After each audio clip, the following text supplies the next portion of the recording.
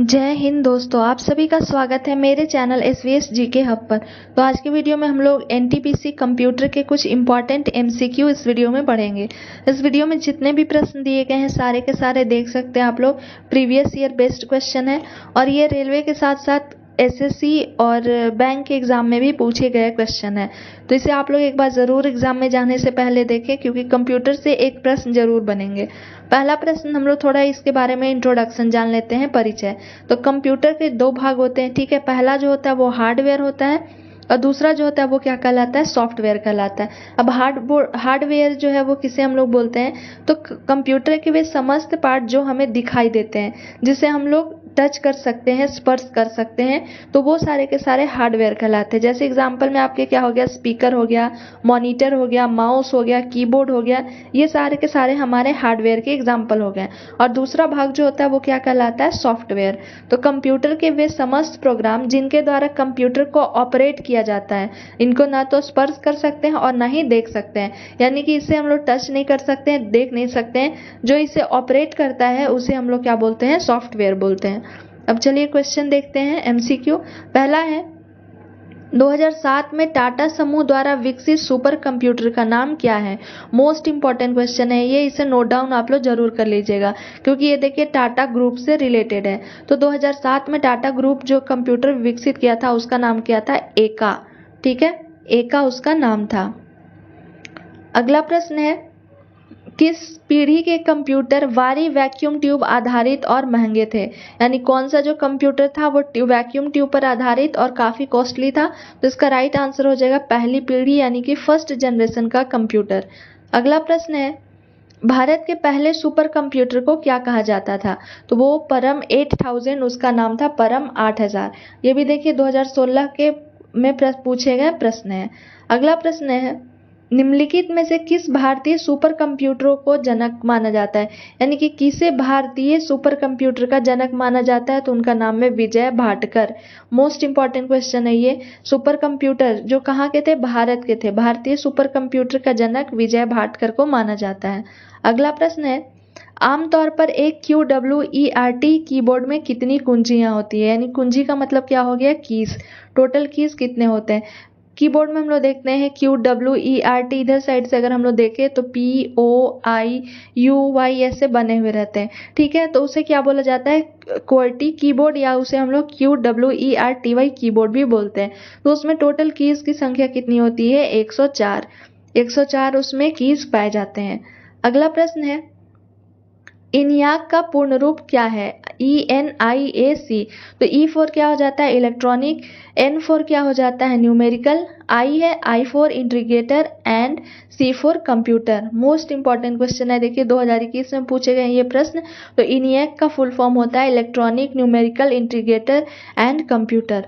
अगला प्रश्न है, कंप्यूटर की भौतिकी संरचना को क्या कहा जाता है, सॉफ्टवेयर, मालवेयर, एप्लीकेशन या हार्डवेयर। तो उसे हार्डवेयर के नाम से जाना जाता है। राइट आंसर इसका ऑप्शन डी हो जाएगा। अगला प्रश्न है, VoIP का पूर्ण रूप क्या है। मोस्ट इंपॉर्टेंट क्वेश्चन है ये भी।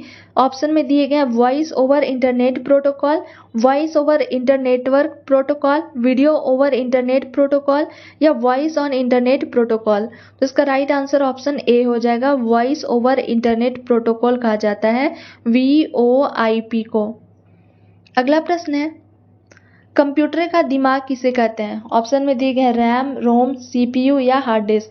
तो इसका क्या हो जाएगा, CPU, जिसे हम लोग क्या बोलते हैं, तो CPU का पूरा नाम हो जाता है, C4 हो जाता है सेंट्रल, P4 हो जाता है प्रोसेसिंग और U4 हो जाता है यूनिट, सेंट्रल प्रोसेसिंग यूनिट। इसे कंप्यूटर का दिमाग कहा जाता है। अगला क्या है, रैम। तो रैम का भी आप लोग फुल फॉर्म जान लीजिए, क्या होता है, R4 हो जाता है रैंडम, ठीक है। A4 क्या हो जाता है, एक्सेस, और M4 क्या हो जाता है, मेमोरी, रैंडम एक्सेस मेमोरी। अगला क्या है, रोम। रोम का पूरा नाम क्या हो जाता है, रीड ओनली मेमोरी। ये सब शॉर्ट की जो शॉर्ट फॉर्म है उसे आप लोग याद रखिएगा, क्योंकि एग्जाम में पूछे जाते हैं शॉर्ट फॉर्म। तो रोम का हो गया रीड ओनली मेमोरी। अगला प्रश्न है, Google Chrome, Mozilla Firefox, Internet Explorer, Netscape Navigator किसके उदाहरण है। ये सारे के सारे जो है वो किसके उदाहरण है, वेब सर्वर के, वेब ब्राउजर के, इंटरनेट के या वर्ल्ड वाइड वेब के।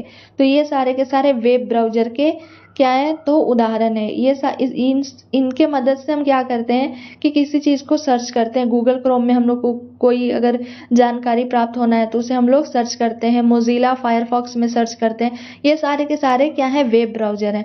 और इसमें देखिए एक ऑप्शन दिया गया है डी में, वर्ल्ड वाइड वेब। ये क्या है, www, ये फुल फॉर्म www का पूछा जाता है तो क्या हो जाता है, वर्ल्ड वाइड वेब। जब किसी भी हम लोग लिंक को ओपन करते हैं तो उससे पहले इसमें देखते हैं ये अटैच रहता है www, जिसका फुल फॉर्म होता है वर्ल्ड वाइड वेब। अगला प्रश्न है, EPROM का पूर्ण रूप क्या होता है? Erasable programmable read only memory, exponential programmable read only memory. तो इसका राइट आंसर क्या हो जाएगा, ऑप्शन ए हो जाएगा। ठीक है, erasable programmable read only memory होता है EPROM का फुल फॉर्म। अगला प्रश्न है, ईमेल से जुड़ी फाइल जो ईमेल प्राप्त करने वाली को भेजी जाती है उसे क्या कहते हैं? जो ईमेल से कोई जुड़ा हुआ फाइल है जो हम किसी को क्या कर रहे हैं, तो ईमेल द्वारा प्राप्त की जाती है, तो उसे ऑप्शन में दिया गया JPG, RCI, अटैचमेंट या जंक फाइल। तो इसका राइट आंसर क्या हो जाएगा, ऑप्शन सी हो जाएगा, उसे अटैचमेंट के नाम से जाना जाता है। अगला प्रश्न है, कंप्यूटर साक्षरता दिवस कब मनाया जाता है? 1 दिसंबर, 2 दिसंबर, 3 दिसंबर या 4 दिसंबर? तो अगर आपको इसका आंसर पता है तो आप कमेंट बॉक्स में ज़रूर बताएं कि कंप्यूटर साक्षरता दिवस कब मनाया जाता है। इसका आंसर कमेंट बॉक्स में बताएं। और अगर मेरा वीडियो पसंद आता है तो प्लीज़ आप लोग लाइक, शेयर एंड सब्सक्राइब ज़रूर करें ताकि आने वाले वीडियो का नोटिफिकेशन आपके नंबर पर आ सके। और अगर आप मेरे चैनल पर नए हैं तो जाके पुराने वीडियो को भी एक बार देखें, क्योंकि इस चैनल पर सारे के सारे प्रीवियस ईयर क्वेश्चन कराए जा रहे हैं जो हो सकता है आने वाले एग्जाम के लिए आपके लिए महत्वपूर्ण हो सके। अगला प्रश्न है, निम्नलिखित में से कौन सी फंक्शन कुंजी स्पेलर को सक्रिय करते हैं? यानी कि हम लोग देखते हैं जो हमारे कीबोर्ड होते हैं उनके ऊपर में फंक्शन की होते हैं, F1, F2, F3 ऐसे करके लिखा रहता है। तो F से क्या हो गया, फंक्शन हो गया। तो कौन सी स्पेलर को सक्रिय करती है? ऑप्शन में दिए गए हैं F7, F5, F9 या शिफ्ट प्लस FZ। तो इसका राइट आंसर ऑप्शन ए हो जाएगा, F7 जो है वो स्पेलर को एक्टिव करती है।